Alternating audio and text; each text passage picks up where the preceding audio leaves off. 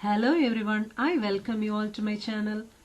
Anna University have announced open book exam for all the students. So in this video, we are going to see some important tips to score good marks in the open book exam, as well as what are the steps to be followed before and after writing the examination. First, we are going to see how to prepare for open book exam. So first of all, you have to decide whether the subject is theory subject or problematic subject. So depending upon that only you have to prepare. So first we are going to see theory subjects. How to prepare for theory subjects. So first step is take the printout of your syllabus. So this is the first step you have to do. Then next step, you have to download the PDF of the textbook and references from the internet or get the book from the library. So in your syllabus at the bottom they will be giving your textbook as well as reference book. So depending upon that you have to download the PDF of that textbook from the internet. That is the second step. Then third step, go through your syllabus once. So what are the topics present in each and every unit, that we have to give a glance.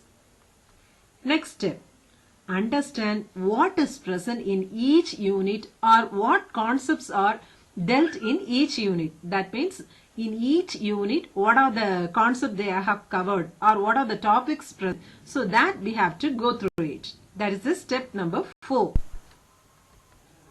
Next, step 5.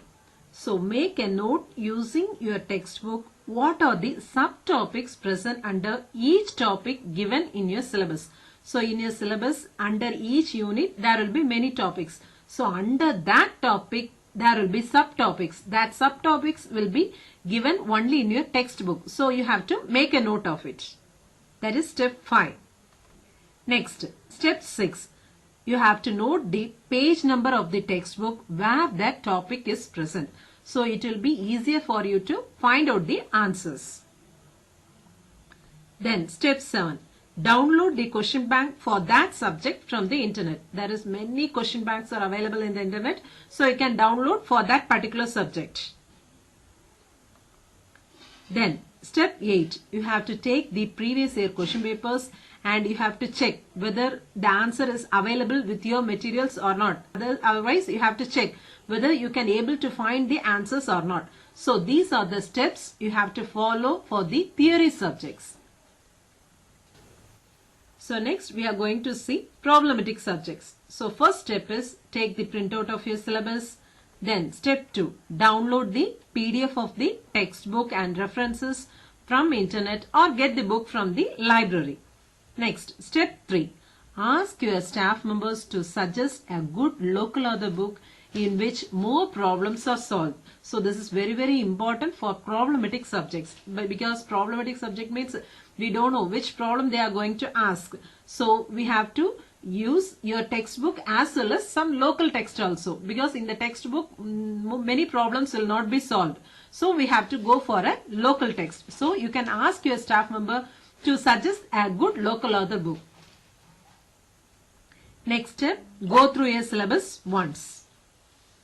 Then step 5, understand what is present in each unit or what are the concepts are dealt in each unit. Next step, make a note of the important formulas and steps used to solve the problem for each topic given in your syllabus. This is very important for problematic subjects because we don't know which problem they are going to ask. So first of all we should know what are the formulas used in the problems as well as what are the steps we are going to use to solve the problems. Next step, note the page number of the textbook where the topics are present. Then step 8, download the question bank from that subject from the internet. Then step 9, find out the answers for the previous year question papers. Similarly, you can download the previous year question papers and you have to check whether the answers are available with your materials or not. So these are the steps you have to follow for theory subjects as well as problematic subject. So next we are going to see the mark allocation. So Anna University have announced the mark allocation, that is totally for 100 marks. Part A 10 2-mark questions, that is 20 marks. Then Part B 5 13-mark questions, so totally 65 marks. Then Part C compulsory question, only one question, it is 15 marks. So totally 100 marks. Then time allocated is 3 hours. Examination duration is 3 hours. Then what are the stationeries we need before writing the exam? So we should get A4 sheet bundle, because for each exam we need 15 papers. So you can get a A4 sheet bundle first itself. Then you can use either blue or black ballpoint pen. Then pencil, eraser and scale. So these are the things we need. Then one hole punch for tying the paper. Then a twine. So these are the stationeries needed before writing your exam. So get ready with these stationeries. So before starting your exam, first put border line for all the 15 A4 sheets. So you have to put the border line. Next, then at the top of the page, write your register number, name and subject code. This is very, very essential for all the papers. That means in all the pages you have to write. Then next, at the bottom of the page, write date, page number and your signature. So this should be present in all the papers. Then punch your papers and twine it. So next we are going to see the page allocation for the questions. So you can allocate for Part A 5 pages. That means per page you can write 2 questions. Part A question, 2 mark questions. Then for Part B you will be having totally 5 questions, 5 13-mark questions. So for each question you can allocate 4 pages. That means 2 sheets. Then for Part C you can give 5 pages. That means you are having only one compulsory question, that is 15 marks. For that you can write for maximum 5 pages.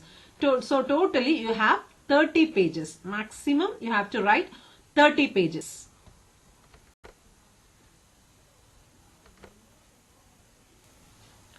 Next, you have to submit your answer sheet. So after completing your exam, scan your answer papers using a good PDF scanner and then upload it within 15 minutes after completion of your exam. So within 15 minutes you have to scan your paper and you have to send it. Next, the hard copy of your answer sheet should be packed in cloth lined cover. You can get the cloth lined cover from the shops. Then after that, this hard copy should be immediately sent to your college through speed post or registered post only. You should not send it through courier or in person. So these are the things you have to follow. I hope you have understood how to prepare for your Anna University online exam and what are the steps you have to carry out. If this video is useful for you, kindly subscribe my channel and share with your friends. Thank you.